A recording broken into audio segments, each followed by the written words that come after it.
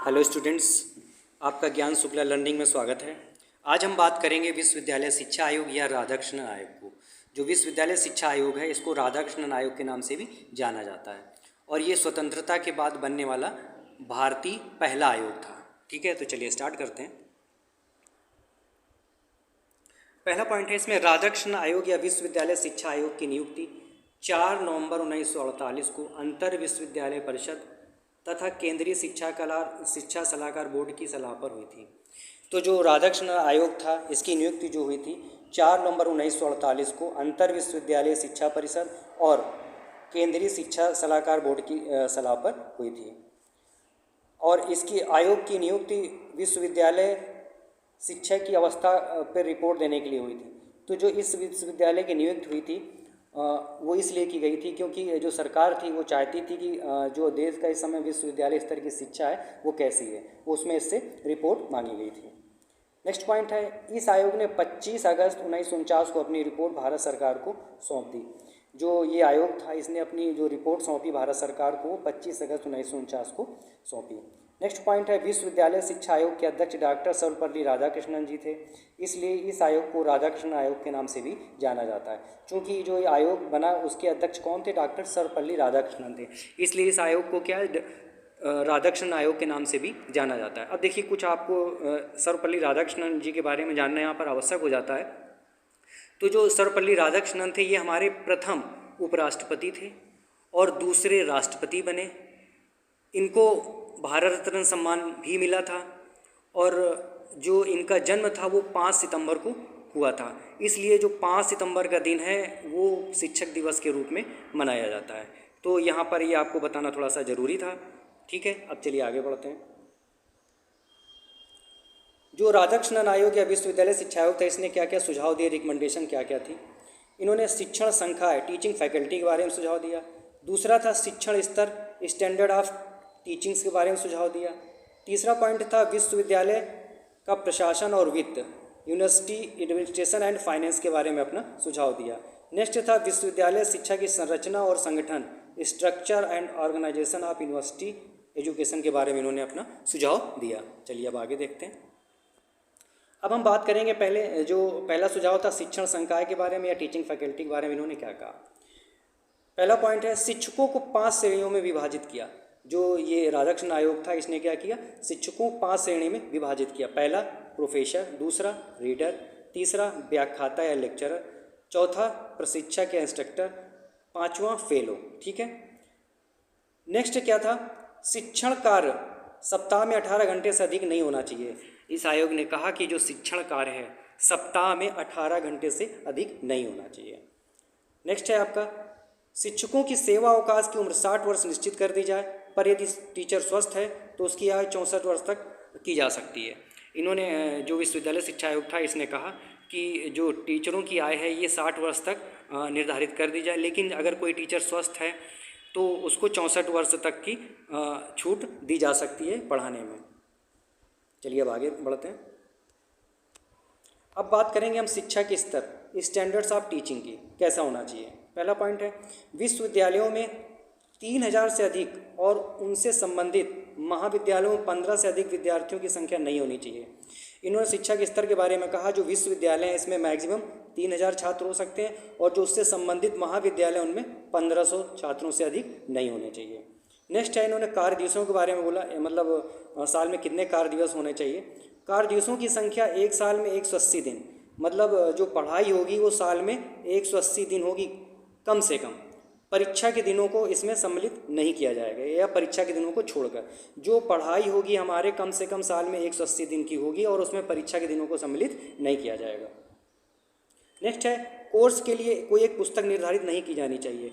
इन्होंने सुझाव दिया कि जो हमारा पाठ्यक्रम होगा उसके लिए कोई एक पुस्तक नहीं बनाई जाएगी।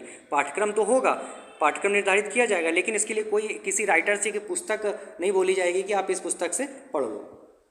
नेक्स्ट है आपका, परीक्षा के स्तर को अच्छा बनाने के लिए फर्स्ट, सेकेंड एंड थर्ड श्रेणी के लिए न्यूनतम प्राप्तांक 70, 55 और 40% होने चाहिए। इन्होंने इस आयोग ने सुझाव दिया कि जो फर्स्ट आएंगे उनके कम से कम 70% होने चाहिए, जो सेकेंड होंगे उनके 55% और जो थर्ड होंगे उनके 40% अंक होने चाहिए। चलिए अब आगे बढ़ते हैं। अब हम बात करेंगे विश्वविद्यालय प्रशासन और वित्त की, यूनिवर्सिटी एडमिनिस्ट्रेशन एंड फाइनेंस की। तो इसमें पहला पॉइंट है उच्च शिक्षा को समवर्ती सूची में रखा जाना चाहिए। केंद्र और राज्य सरकारों को इसमें साझा जिम्मेदारी निभानी चाहिए। शिक्षा संबंधी नीतियां बनाने में केंद्र सरकार जो जिम्मेदारी होगी केंद्र सरकार की होगी और राज्य सरकार उन नीतियों को अपने राज्य में लागू करेगी। ठीक है, तो इन्होंने जो पहला ये पॉइंट बताया शिक्षा को समवर्ती सूची में रखा जाना चाहिए। तो देखिए समवर्ती सूची क्या होती है, अपने संविधान में कुछ सूचियां बनी हुई हैं, तो जो अनुसूची पहले अपनी 8 थी और इस समय 12 हैं, तो उसी में एक समवर्ती सूची है, उसमें शिक्षा को रखा गया है।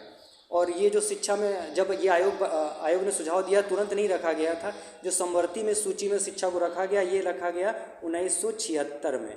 1976 में कौन सा 42वां संविधान संशोधन द्वारा रखा गया।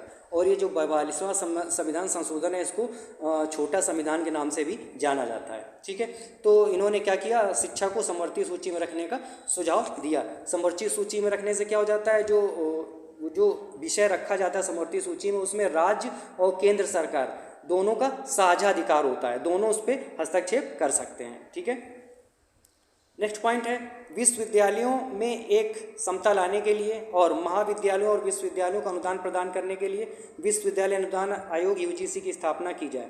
इन्होंने बोला कि जो विश्वविद्यालय हैं उनमें समता लाने के लिए, एक रूपता लाने के लिए, और दूसरा कि उसको ये जो वित्त मिलेगा, जो अनुदान मिलेगा, ये कैसे मिलेगा, इसके लिए क्या करना चाहिए, विश्वविद्यालय अनुदान आयोग की स्थापना की जाए। ठीक है, तो अनुदान आयोग की स्थापना जो हुई थी अपनी वो हुई थी 1956 में, इसको संवैधानिक दर्जा मिला था। और स्थापना कब हुई थी, 1953 में इसकी स्थापना यूजीसी की स्थापना हुई थी। चलिए अब आगे बढ़ते हैं।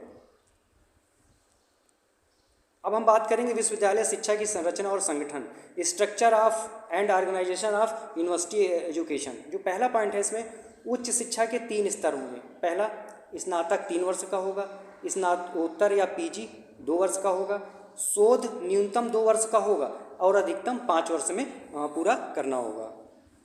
नेक्स्ट पॉइंट है उच्च शिक्षा की 3 श्रेणियां होंगी, कला यानी आर्ट, विज्ञान यानी साइंस, व्यावसायिक और तकनीकी।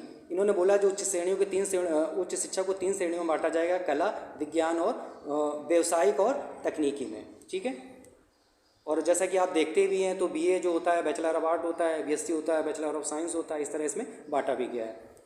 नेक्स्ट पॉइंट है व्यावसायिक और तकनीकी विभागों के लिए विश्वविद्यालयों में अलग अलग विभाग होने चाहिए, और जो आपके व्यावसायिक और तकनीकी विभाग होंगे इसके लिए क्या विश्वविद्यालयों में अलग से विभाग बनाए जाएं।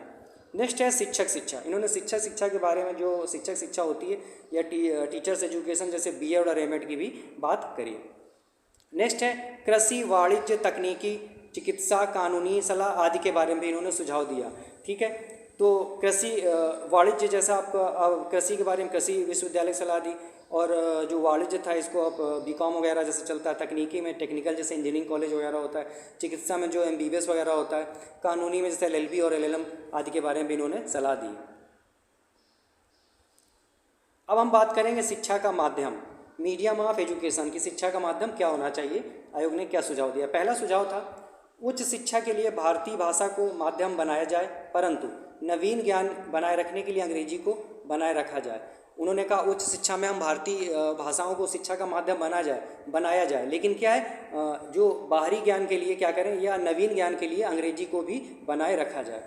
नेक्स्ट है इन्होंने धार्मिक शिक्षा के रिलीजियस एजुकेशन के बारे में क्या कहा, धार्मिक शिक्षा प्राथमिक, माध्यमिक एवं स्नातक स्तर पर अनिवार्य होनी चाहिए।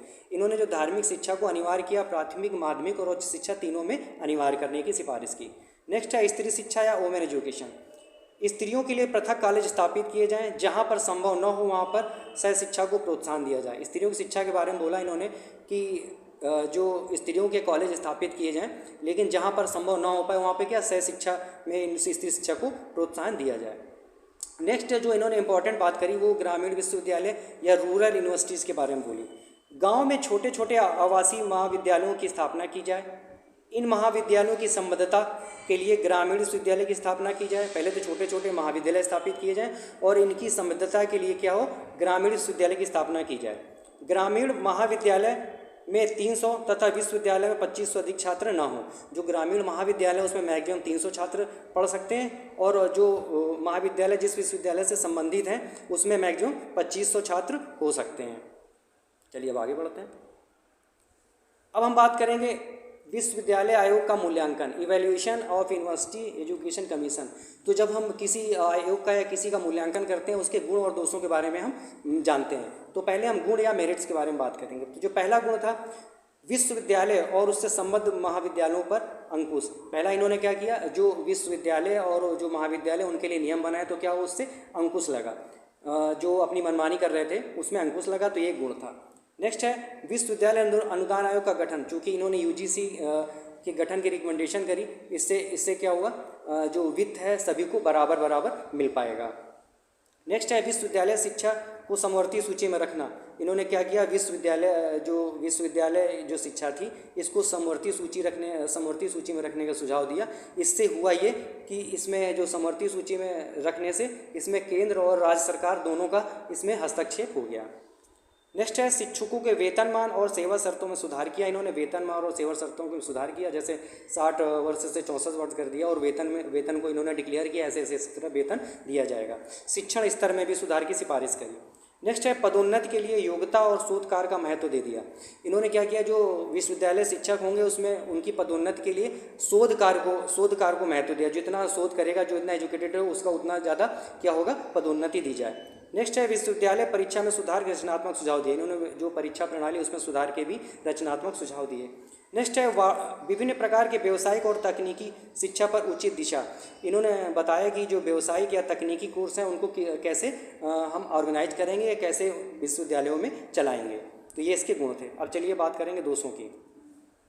अब देखिए दोष या डिमेरिट्स की बात करते हैं। पहला धार्मिक शिक्षा अनिवार्य। इन्होंने क्या किया था, प्राथमिक, माध्यमिक और उच्च तीनों स्तर पर धार्मिक शिक्षा को अनिवार्य कर दिया था। तो प्राथमिक में तो उच्च शिक्षा को, धार्मिक शिक्षा को अनिवार्य करना समझ में आता है, लेकिन उच्च शिक्षा में अनिवार्य करना कहीं ना कहीं ये इसका दोष बना, क्योंकि तब तक व्यक्ति का जो सोच होती है वो बदल चुकी होती है और वो नैतिक या चारित्रिक चीज़ों से ऊपर उठ चुका होता है और धर्म में किस धर्म से हमें शिक्षा या कौन सी शिक्षा हमें लेनी है ये उसका स्वयं का निर्णय होता है। तो ये एक दोष था। नेक्स्ट था उच्च शिक्षा के उद्देश्यों को कार्य रूप न दे पाना। इन्होंने उच्च शिक्षा के उद्देश्य तो निर्धारित कर दिए, लेकिन उसको कार्य रूप कैसे देंगे इसके बारे में इस आयोग ने कोई सुझाव नहीं दिया। नेक्स्ट है शिक्षकों के वेतनमान में भेदभाव। इन्होंने जो शिक्षकों का वेतनमान निर्धारित किया, तो इन्होंने जो विश्वविद्यालय में शिक्षक होंगे उनका वेतनमान अधिक रखा और जो महाविद्यालयों में जो टीचर्स पढ़ाएंगे उनका वेतनमान कम रखा। तो ये कहीं ना कहीं काम तो एक ही तरह का है दोनों जगह और वेतनमान अलग अलग होगा, ये एक इनका दोष हुआ। नेक्स्ट है शिक्षा के माध्यम के बारे में स्पष्ट सुझाव। इन्होंने हिंदी को तो या क्षेत्रीय भाषा को शिक्षा का माध्यम तो बनाया, साथ में अंग्रेजी भी बनाए रखने का सुझाव दिया। इससे ये अस्पष्ट ही रहा या स्पष्ट नहीं हो पाया कि शिक्षा का माध्यम रहेगा क्या। नेक्स्ट है स्त्री शिक्षा के संदर्भ में संकुचित दृष्टिकोण। इन्होंने स्त्री शिक्षा के बारे में कहा तो, लेकिन इनका जो दृष्टिकोण है बहुत संकुचित है, क्योंकि ये अपने सुझाव में इन्होंने कहा है कि जहाँ पर स्त्री शिक्षा के अलग महाविद्यालय न खोले जाएँ वहाँ पर सहशिक्षा के साथ सहशिक्षा का प्रबंध कर दिया जाए। तो इनका दृष्टिकोण कहीं ना कहीं इसमें संकुचित नजर आता है। नेक्स्ट है ग्रामीण विश्वविद्यालयों को सुझाव व्यवहारिक। इन्होंने ग्रामीण विश्वविद्यालय खोलने का सुझाव दिया, जो कि अब भारत जैसे देश में अव्यवहारिक है, क्योंकि भारत एक गरीब देश है, यहाँ पे प्राथमिक शिक्षा की व्यवस्था हो नहीं पा रही है। तो प्रत्येक गाँव में अलग अलग गाँव में ग्रामीण विश्वविद्यालय खोलना एक अव्यवहारिक चीज़ ही है। तो ये था हमारा विश्वविद्यालय शिक्षा आयोग, या इसको हम राधाकृष्णन आयोग के नाम से भी जानते हैं। और ये आयोग जो हमारा था स्वतंत्र भारत में बनने वाला पहला आयोग था, जो कि उच्च शिक्षा के जानकारी के बारे में क्या कमियां हैं, क्या अच्छाइयां हैं, कैसे ऑर्गेनाइज किया गया के बारे में जानकारी के लिए इसका गठन हुआ था। आशा करते हैं ये टॉपिक आपको समझ में आया होगा। Thank you.